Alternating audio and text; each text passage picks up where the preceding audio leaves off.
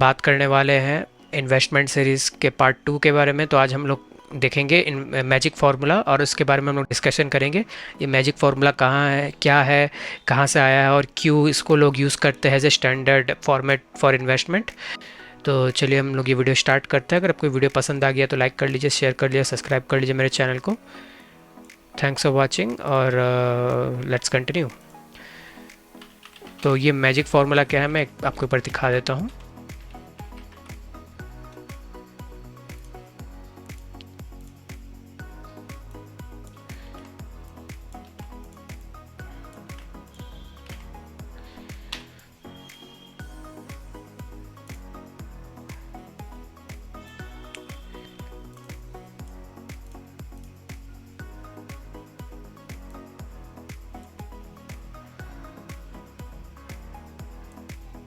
ये है magic formula investing.com।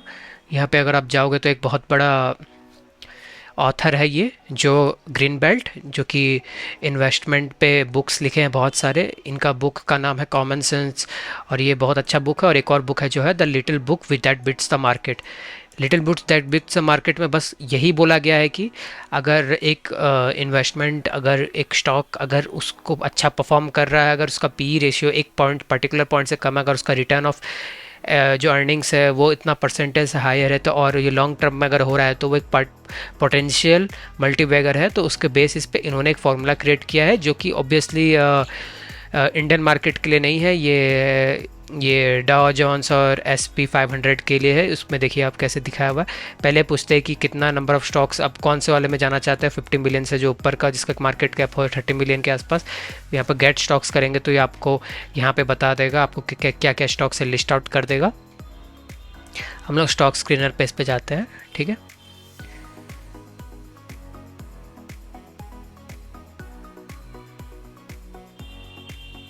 तो ये है मैजिक फार्मूला और ये मैजिक फार्मूला क्या है मैं आपको इसमें दिखा देता हूँ। तो ये है जो ग्रिल्स बेंट का मैजिक फार्मूला, जो कि बहुत बेसिक है कि ROCE जो है इसमें ROCE, एक सेकंड,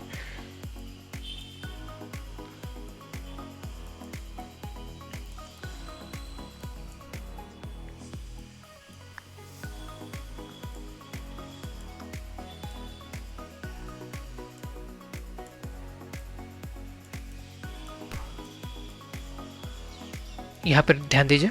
तो जो ROCE है, तो यहाँ पे जो ROCE है वो 20% से ज़्यादा है। और ये पास्ट 5 ईयर्स में ये जोल ग्रीन बेल्ट मैजिक फार्मूला के हिसाब से ROCE है जो है वो 20% से ज़्यादा होना चाहिए पास्ट 5 ईयर्स में। और फिर ये इसका स्क्वेरी है जो ये दिखाता है कि average return on capital employed, जो मतलब कितना कैपिटल एम्प्लॉयमेंट में लगा है, वो 5 साल का 29% और 30% ज़्यादा होना चाहिए। और एवरेज अर्निंग जो 5 साल का है वो 5.5% से ज़्यादा होना चाहिए।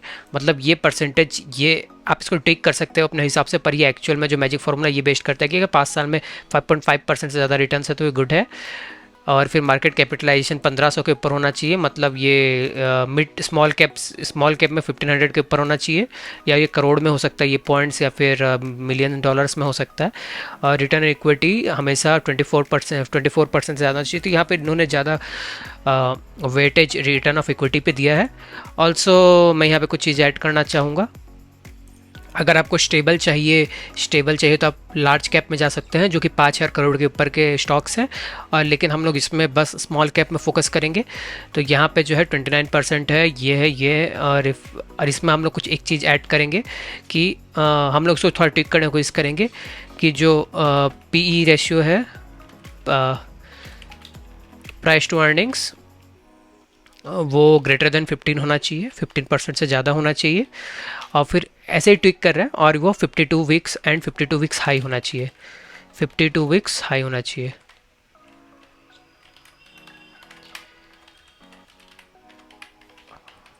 From high 52 weeks. तो मैं इस क्वेरी को रन करेंगे। Unknown word 24%। अच्छा, यहाँ पे एंड नहीं लगाया मैंने। तो मैंने जो मैजिक फार्मूला है उसको थोड़ा सा ट्विक किया है। मैंने यहाँ पे प्राइस टू अर्निंग थोड़ा डाल दिया है, क्योंकि यहाँ पे उन्होंने प्राइस टू अर्निंग मेंशन नहीं किया, तो मैंने PE रेशियो भी डाल दिया है। ये बेसिकली ये भी उनके बुक्स में द मार्केट वाले बुक पे जो उन्होंने लिखा है, और उनका बुक का नाम, अगर आपको बुक पढ़ना है तो मैं बता देता हूँ। एक्चुअली उसका बुक का नाम था प्राइस वॉल स्ट्रीट। मैं वो बुक का नाम लिंक पे डिस्क्रिप्शन में डाल दूंगा, अभी मुझे एक्चुअल में याद नहीं आ रहा है। अब कुछ बीट द मार्केट करे कुछ था। अब ये क्वेरी को रन करते हैं और अब देखते हैं क्या आने वाला है, ठीक है। तो इसमें सारे मार्केट कैप को देखिए, ये सब 1500 के ऊपर है और स्टार्ट करता है TCS से। हम यहाँ पे CMP प्राइस को डिक्रीज कर देंगे देखने के लिए कि सस्ता वाला, सबसे सस्ता स्टॉक कौन सा है। तो ये आता है इजी ट्रिप प्लानिंग वाला, ठीक है। हम लोग ये देखते हैं easy trip planners. Easy trip planners क्या है? ये प्रॉब्ली एक वेबसाइट होगा जो आपका ट्रैवल ई-कॉमर्स वेबसाइट होगा। और यहाँ पे आप देख सकते हो कि यहाँ पे 1 साल में ये डाउनवर्ड्स किया है और अब इसको 5 साल में देखेंगे तो एक अच्छा ग्रोथ आया था 2022 में। और फिर अभी थोड़ा डाउन चल रहा है। मैक्सिमम देखेंगे तो मैक्सिमम ओवरऑल ये ग्रेजुअल ग्रोथ में है, अभी यहाँ से थोड़ा डाउनवर्ड डायरेक्शन में जा रहा है। तो हम लोग ये देखेंगे। अब ये देखते हैं यहाँ पे क्या हो रहा है। Companies expected to give good quarter, companies has delivered good profit. और यहाँ पे ये है रिटर्न ऑफ इक्विटी, जो मेरे फार्मूला है, जो वो मैजिक फार्मूला, उसके बेस्ड में रिटर्न ऑफ इक्विटी 3 साल में 48% के आसपास है। और यहाँ पे ये दिया हुआ है कि स्टॉक इज ट्रेडिंग 90, मतलब स्टॉक ओवर वैल्यूड है इसमें। Promoter holding is decrease from, मतलब प्रोमोटर्स अपने शेयर्स को बेच रहे हैं, डाइल्यूट कर रहे हैं। कोई भी पर्टिकुलर वर्टिकल में अपना इन्वेस्टमेंट को डाइल्यूट करके या तो एग्जिट करने के लिए डाइल्यूट कर रहे हैं या फिर इन्वेस्टमेंट करने के लिए, मतलब ओवरऑल बिजनेस को ग्रो करने के लिए भी डाइल्यूट कर सकते हैं। और डेप्टर डेज हैव इंक्रीज, मतलब यहाँ पे जो उनका एसेट्स है उससे जो वो प्रोडक्ट बना रहे हैं उस पर कितना दिन बाद उनको रिटर्न्स आ रहा है उसके बेसिस पे ये। तो ये थोड़ा सा इंक्रीज है। ये थोड़ा सा अलार्मिंग बात है क्योंकि ये डिक्रीज़ होना ज़्यादा अच्छा रहता है, पर आई कैन अंडरस्टैंड क्योंकि ये ज़्यादा लार्ज मतलब पुरानी कंपनी नहीं है तो ऑब्वियसली अंडरस्टैंडेबल। ये 2021 में स्टार्ट हुई थी, तो अभी let us give time until unless अगर 5 साल का कोई कंपनी को एक्सपीरियंस नहीं है तो बताना मुश्किल होता। 5 साल में इसने ग्रोथ एक गुड अमाउंट में किया है, तो ये एक नेग्लिजिबल फैक्टर होगा। Working capital days have increase from, ये तो वर्किंग कैपिटल डेज इंक्रीज़ हुआ। ये थोड़ा सा भी एक और अलार्मिंग बात है कि उनको इतना टाइम क्यों लग रहा है। ये कोई इशू कंपनीज के रिलेटेड है, मैनेजमेंट से रिलेटेड है, या फिर उनके पास पैसे नहीं हैं। तो ये सब देखने के लिए हम लोग नीचे जाते हैं, क्वार्टरली रिजल्ट पे जाते हैं। ऑपरेटिंग प्रॉफिट देखिए, और स्टार्टिंग में लोग कैश बर्न में थे, मतलब ये लोग प्रॉफिट नहीं बना रहे थे और धीरे धीरे करके इन्होंने अच्छा प्रॉफिट 2021 में बनाया था। फिर धीरे धीरे करके आप देख सकते हो सबसे हाईएस्ट इन्होंने बनाया था दिसंबर 2021 में। और ये मैं कंसोलिडेटेड में चला जाता हूँ तो आप इजीली देख सकते हो। तो आप यहाँ पे देख सकते हो कंसोलिडेटेड में, ठीक है। तो यहाँ से ये थोड़ा सा एक डिक्रीजिंग पैटर्न दिख रहा है। फिर यहाँ पे 52 से 29 क्यू हुआ 2022 में, फिर 42% क्यू डिक्रीज़ हुआ। फिर यहाँ पे एक चीज़ है कि यहाँ पे जब भी ये डिक्रीज़ हो रहा है तो ये बाउंस बैक भी कर रहा है वापस। तो यहाँ पे देखिए फिर से पैटर्न रिपीट हो रहा है 42, तो ये हो सकता है चांसेस है बाउंस बैक करने का। तो हम लोग खोजते हैं कि ओवरऑल हर कंपनीज ऐसे ग्रेजुअली ग्रोथ नहीं करती है, अप डाउन्स होते रहते हैं हर क्वार्टरली में। तो हमें बस देखना है कि मार्केट नेगेटिव साइड में ना रहे, मतलब इसका प्रॉफिट नेगेटिव साइड में ना रहे। तो ये ओवरऑल यहाँ से इसका डाउनवर्ड ट्रेंड स्टार्ट हुआ था। अच्छा है, यहाँ पे एंट्री लेने के लिए चांस अच्छा है क्योंकि हमेशा बाइंग पोजीशन तभी बनता है जब मार्केट थोड़ा डाउन रहता है। आप ऑलमोस्ट हाई पॉइंट पे आप बाइंग करोगे तो आपको लॉस ज़्यादा होता है, आपको हैजिंग में इशू होती है। इसलिए हमेशा मार्केट जब डाउनवर्ड रहता है, थोड़ा सा आपको इसमें लग रहा है कि हाँ इसमें पोटेंशियल है, तो तब आप देखते हो, ठीक है। अब इसमें ऑपरेटिंग प्रॉफिट देखते हो। ऑपरेटिंग प्रॉफिट इनका ओवरऑल अभी TTM में 169 करोड़ का है, जो कि इनको अच्छा खासा प्रॉफिट हुआ है। प्रॉफिट बिफोर टैक्स है, प्रॉफिट बिफोर टैक्स 185 करोड़ से नेट प्रॉफिट भी इनका अच्छा है। ये चीज़ बहुत एक ग्रीन फ्लैग है कि इनका जो नेट प्रॉफिट है वो इंक्रीज़ हो रहा है। नेट प्रॉफिट इंक्रीज़ होने से मार्केट का वैल्यूएशन भी बढ़ता है, उस स्टॉक्स का वैल्यूएशन भी बढ़ता है, साथ ही साथ वो कंपनी अलग अलग वर्टिकल्स में इन्वेस्ट भी करके आगे ग्रोइंग एसेट भी ला सकती है। तो इस पे फोकस करना है आपको। देखते हैं 3 साल में, क्योंकि ये सब लॉन्ग टर्म इन्वेस्टमेंट और स्मॉल कैप में तो थोड़ा रिस्क फैक्टर ज़्यादा होता है, इसलिए यहाँ पे हमेशा हम लोग 2 से 3 साल के ही स्कोप में रहते हैं कि 2 से 3 साल में कितना हम लोग प्रॉफिट निकाल सकते हैं। यहाँ पे देखिए 47% नॉट बैड। मैं जनरली 25% के ऊपर का रिकमेंड करता हूँ, और फिर 62% है। और साथ ही साथ यहाँ पे टोटल लायबिलिटीज़ देख सकते हैं, 967 करोड़ से। तो लायबिलिटीज एसेट बात है, तो लायबिलिटीज़ कैसे कैलकुलेट होते हैं, ये एसेट प्लस स्टॉक मार्केट के जो वैल्यूएशन है उस पर कैलकुलेट होता है। तो एसेट जो कंप्लीट एसेट्स होते हैं वो लायबिलिटीज़ को इंक्लूड करके होता है, लायबिलिटीज़ प्लस जो स्टॉक मार्केट का वैल्यूएशन है वो, इससे आपको एक्चुअल लायबिलिटी नहीं पता चलता है, इसीलिए हमेशा लायबिलिटी और एसेट सिमिलर दिखता है। आपको लायबिलिटीज़ देखना तो यहाँ पे आके आप देख सकते हो, ठीक है। कैश फ्लो कैसा है, ओके, कैश फ्लो यहाँ पे एक अलार्मिंग रेट में यहाँ पे नेगेटिव कैश फ्लो में था, ये -31 करोड़ से, मतलब ये बहुत बड़ा अमाउंट होता है, छोटा मोटा अमाउंट नहीं है। मार्च 22 में उन्होंने बहुत लूज़ किया है, पर आप देख सकते हो कि ये स्टार्ट हो गया है इंक्रीज़ होना स्टार्ट। नेट कैश फ्लो अब इनका नेगेटिव में है, थोड़ा डिक्रीज़ होना स्टार्ट हो गया है। तो ये एक अच्छा सिग्नल है कि ये नेट कैश फ्लो जो इनका है ये डिक्रीज़, मतलब अभी भी ये कैश बर्न में ही है, पर एटलीस्ट ये यहाँ पर कुछ प्रॉफिट बना रहे हैं। तो ये एक मेजर ग्रीन फ्लैग है कि यहाँ पे इन्होंने अपना कैश को रिकवर करने की कोशिश किया है। और फिर आर ओ सी ही जो मैजिक फार्मूला के हिसाब से ये इंक्रीज़ हो रहा था, फिर यहाँ पे डिक्रीज़ हुआ है। तो आर ओ सी एक जनरली हमारे क्वेरी में जो आर ओ सी है वो अगर आप नीचे देखोगे तो ये देख रहे हैं यहाँ पे 25% के ऊपर है, देखिए 29% के ऊपर है 5 साल में। तो ये इसके हिसाब से है, ये मेरा फार्मूला नहीं, ये मैजिक फार्मूला इस पर्टिकुलर पर्सन के थ्रू, ये एक बहुत बड़ा इन्वेस्टर है, तो इसके बेसिस पे ये मैजिक फार्मूला था जॉन के ऊपर। और इसने अपने टाइम पे बहुत ज़्यादा इन्वेस्टमेंट्स किए थे जो इनको बहुत अच्छा हाई मल्टी बैगर प्रॉफिट्स दिया था। तो ये एक मार्केट स्टैंडर्ड है इन्वेस्टमेंट करने का। हम लोग यहाँ पे भी आके देख सकते हैं, की पॉइंट्स भी चेक कर सकते हैं, की पॉइंट्स में क्या क्या हो रहा है, इन्होंने क्या क्या एक्विजिशन किया है। इन लोगों ने वर्टिकल में डाला है, तो वर्टिकल में जब इन लोग ज़्यादा पार्टनरशिप एक्विजिशन करते हैं तो यहाँ पे आपका कैश बर्न होता है। और ये जायज़ की बात है कि यहाँ पे कैश बर्न जब हुआ है और वही विजिबल हुआ है बैलेंस शीट पे। और यहाँ पे हमेशा देखना है कि इनका की पॉइंट्स क्या है। ये अपने आपको सेकंड लार्जेस्ट बोल रहे हो, ओनली प्रॉफिटेबल कंपनी इन ऑनलाइन ट्रैवल पोर्टल। ऑनलाइन ये सब ई कॉमर्स, जो मिडिल मैन ई कॉमर्स जो होते हैं वो उनका कमीशन बेस्ड मॉडल रहता है, रेवेन्यू मॉडल रहता है। तो आपका टिकट ये बुक करते हैं, ये टिकट खरीदते हैं पहले एयरलाइन से, फिर आपको बेचते हैं, तो उनके बेसिस में अपना कमीशन जोड़ लेते हैं और उस कमीशन पे ही उनका पूरा रनिंग मॉडल होता है जो भी वो उस वेबसाइट में करते हैं, ठीक है। इनका कोई इन्वेंट्री नहीं रहता है, क्योंकि ये इन्वेंट्री एसेट इनका सिर्फ कंपनी के ऑफिस स्पेस और साथ में जो इनके एम्प्लॉयड वर्कर है और फिर उनके जो मशीन से उस पर ही रहता है। ये कोई physical inventory based revenue model नहीं है, इसलिए यहाँ पे ज़्यादा कोई लायबिलिटी रहता नहीं है। अब यहाँ पे अगर मैं जाऊँ तो कॉर्पोरेट एक्शंस में देख सकते हैं कि यहाँ पे बोनस कितना दिया है, तो 3:1 का बोनस था, ये भी अच्छा है। और फिर यहाँ पे आप ओल्ड फेस वैल्यू था ये 2 रुपीज़ के आसपास, लेकिन अब जो हो रहा है 40 रुपीज़ के आसपास ही हो रहा है। और इनका पहला जो 1 रुपया था, it's basically not that great, पर ये कोई ख़राब बात भी नहीं है। अगर आप डिविडेंड दे रहे हो, ये अगर आपका डिविडेंड कम हो रहा है मतलब कि आपका लॉस पे थे तो आप ज़्यादा डिविडेंड नहीं दे पा, बट तब भी आप डिविडेंड दे रहे हो कैश बर्न में होने के बाद, मतलब आप अपने इन्वेस्टर्स पे आप इन्वेस्टर्स के साथ धोखा नहीं करोगे। और साथ ही साथ अगर आप इक्विटी में देखो तो यहाँ पे बोनस इश्यूज़ भी कर रहे हैं।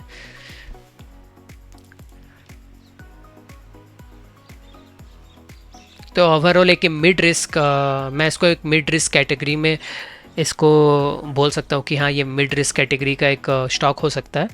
तो अब ये देख सकते हैं ईज़ माई ट्रिप है, ठीक है। ईज़ माई ट्रिप मैं भी यूज़ किया हूँ, ये भी बहुत अच्छा एक ऑनलाइन पोर्टल है और ज़्यादा एक्सपेंसिव नहीं, इसका मार्केट कैप भी बढ़िया है। और फिर ये ज़्यादा एक्सपेंसिव भी नहीं, 42 रुपीज़ में है, तो आप यहाँ एंट्री कर सकते हो। 50 पॉइंट्स के आसपास एंट्री कर सकते हो, 50 पॉइंट में एग्जिट कर सकते हो। तो मैं अभी ट्रेडिंग व्यू में जा रहा हूँ। यहाँ पे मैं ईज़ माई ट्रिप डालूँगा, फिर यहाँ पे इसको NSE में ऐड सेलेक्ट कर लूँगा। और फिर मैं या तो वीकली देख सकता हूँ, डेली पहले मैं डेली देखूँगा, डेली में अगर कुछ विजिबिलिटी है क्या। तो डेली में आप विजिबिलिटी देख सकते हो, यहाँ से स्टार्ट हुआ था, यहाँ पे विजिबिलिटी दिखता है, हाईएस्ट यहाँ गया था।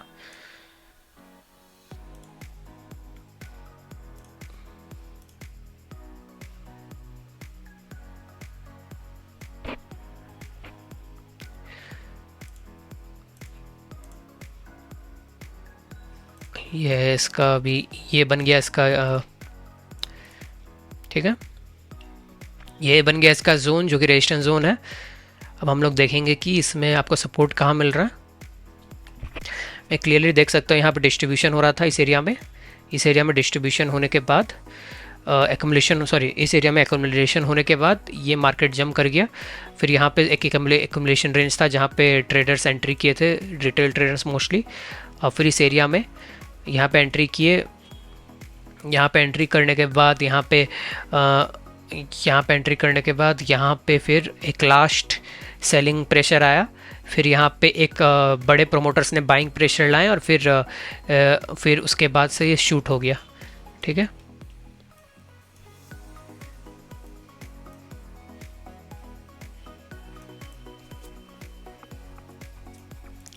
तो हम लोग क्या करेंगे, इस रेंज को हम लोग सपोर्ट ले लेंगे अभी के लिए, क्योंकि यहाँ से शूट किया था, तो इस रेंज को हम एक सपोर्ट ले लेंगे। इसको लंबा एक्सटेंड कर देते हैं। और फिर अब आप यहाँ पे देख सकते हो कि ये सपोर्ट की तरफ आने की कोशिश कर रहा है। ठीक है, तो ये एक डब्लू बनाया है और ये डब्लू बनाया है। तो अभी हम लोग देखते हैं कि ऑफिशियली जब एक कंडीशन डब्लू बनाता है तो ये शूट आउट होने का चांसेस रहता है। ये देख लीजिए टाइम फ्रेम डे में है, मैं वीकली भी कर सकता हूँ उसको, और वीकली में भी मुझे वही दिखेगा। ठीक है, मैं इसको डे में रखता हूँ क्योंकि ज़्यादा ओल्ड स्टॉक नहीं है, इसका ज़्यादा हिस्टोरिकल डेटा नहीं है। तो आप कैसे डिसाइड करोगे कि आपको डे में रखना है कि वीकली या मंथली रखना है। मंथली तब रखो जब स्टॉक 5 साल के ऊपर का हिस्टोरिकल डेटा साथ में रखा हो, या वीकली तब रखो। और नहीं तो नहीं, अगर छोटा ज़्यादा लंबा पुराना स्टॉक नहीं है तो आप इसको डेज़ में रख सकते हो। अब यहाँ पे मुझे बस एक चेक करना है कि कहाँ पे मैं एंट्री ले सकता हूँ। तो अगर आप यहाँ पे एंट्री लोगे, इन केस अगर आप यहाँ एंट्री लेते हो, अभी वो इस पोजीशन पे है, इस पोजीशन के आसपास है।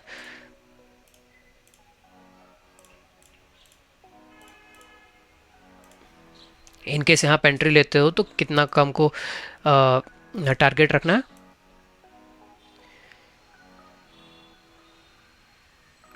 30 पॉइंट्स का टारगेट है। और ये कितना का स्टॉप लॉस है। ये जो एंट्री है इस एरिया को ब्रेकआउट देके जो एंट्री है यहाँ तक। ठीक है, मैं थोड़ा सा इसको लंबा टानूंगा, यहाँ तक 20 पॉइंट्स ले चलते हैं।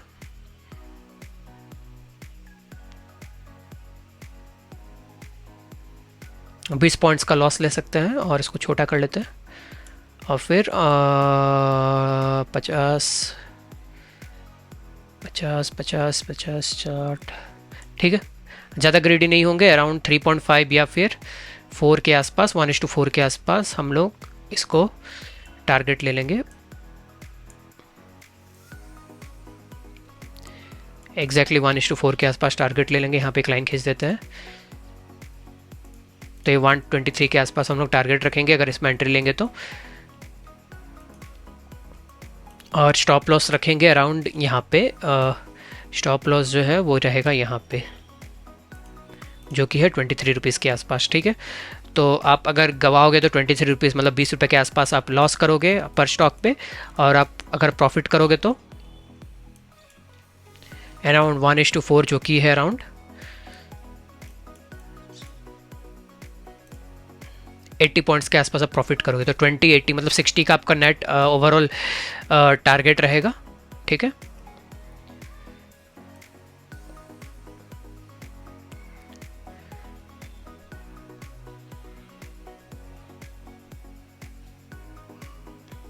तो ये रहा इज़ माई ट्रिप। और ये जो इन्वेस्टमेंट स्ट्रेटजी है, तो ये मेरे लिए इसमें एक लो रिस्क एंट्री होगा, क्योंकि ये ऑलरेडी डाउनवर्ड डायरेक्शन में और मुझे नेक्स्ट जहाँ पे एक्युमुलेशन हुआ था वो पॉइंट मुझे उसके तरफ आ रहा है।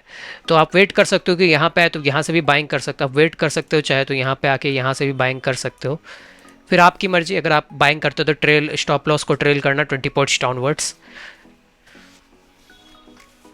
पर सिंस ये एरिया इसने, अगर आप देखोगे एक चीज़ तो यहाँ पे आपको दिखेगा कि ये जो एरिया है जहाँ पे प्रमोटर्स एक्टिव हो गए थे, बड़े बड़े प्लेयर्स एक्टिव हो गए थे, यहाँ पे जहाँ पे जंप किया था, यहाँ पे देखोगे तो यहाँ इस एरिया से ही इसने रिवर्सल लिया है, अगर आप देखोगे टच करके। ठीक है,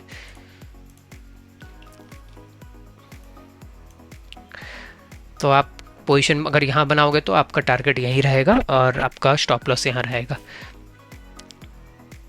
तो ये हो गया 1:4 के टारगेट पे, और ये है पोजिशनल ट्रेड, मतलब आपको टाइम लगेगा, और डेज में है तो जल्दी होने का चांसेस है, पर ये स्ट्रेटली ऊपर नहीं जाएगा, ये हो सकता है ये फिर मार्केट नीचे गिरे ऊपर गिरे। पर जब भी आप अपना टारगेट, जैसे यहाँ पे 120 पॉइंट्स का जो 80 पॉइंट्स का टारगेट है, कैप्चर करते ही आपको एग्जिट कर लेना है, और आपको दोनों के लिए जीडीटी डालना है। जीडीटी डालते ही आपको एग्जिट कर, और क्योंकि ये छोटा अमाउंट पे है तो इसमें ज़्यादा जल्दी इसमें कोई वॉलेटिलिटी नहीं आएगा।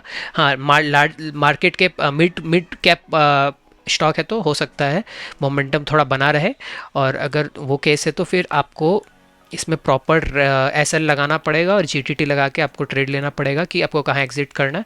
मार्केट में सिर्फ एंट्री करने का नहीं सोचना चाहिए, बस also should have a proper exit strategy कि अगर मैं लॉस लूँगा तो कितना लूँगा, और मैं एग्जिट करूँगा तो कितना करूँगा। तो ये है आपका एक स्टॉक जिसको मैंने यहाँ पे आपको एनालिसाइज करके दिखाया है। सिमिलरली आप बाकी स्टॉक्स को एनालिसिस कर सकते हैं। तो फंडामेंटली ये था मिड रिस्क, और यहाँ पे टेक्निकल लो रिस्क है, तो मैं इसमें एंट्री ले सकता हूँ। मैं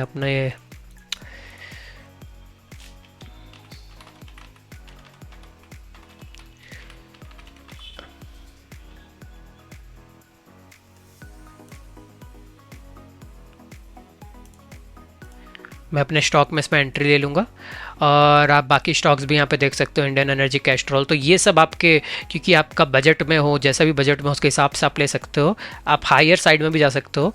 आप यहाँ इस टाइप के अगर 600 के ऊपर कोई भी स्टॉक में जाएंगे वहाँ पे मोमेंटम ज़्यादा रहेगा, और ये सब के मार्केट कैप भी अच्छे हैं। 32,000 करोड़, 22,000 करोड़। तो आप मार्केट कैप को भी एक्चुअली देखना चाहिए कि मार्केट कैप के वजह से भी मोमेंटम डिपेंड करता है। अगर कम मार्केट कैप हो तो उसमें मोमेंटम ज़्यादा नहीं हो सकता।